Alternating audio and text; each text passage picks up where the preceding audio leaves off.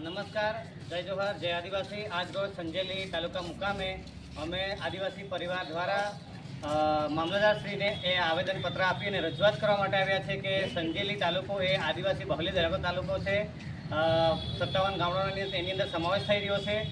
સંજેલીની અંદર દરેક સમાજના અલગ અલગ સમાજ ભવનો આવેલા છે અને ત્યાંથી એમના સમાજનું કાર્ય થાય છે।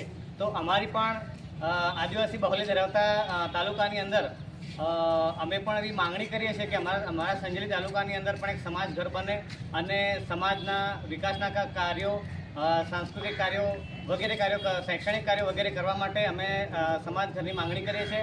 સાથે સાથે માન્ય મંત્રી સાહેબ દ્વારા અગાઉ સોશિયલ મીડિયાના માધ્યમથી અમને જાણવા મળ્યું હતું કે એમને આર્ટ્સ કોલેજની ખાતમુહૂર્ત લગભગ કર્યું હતું।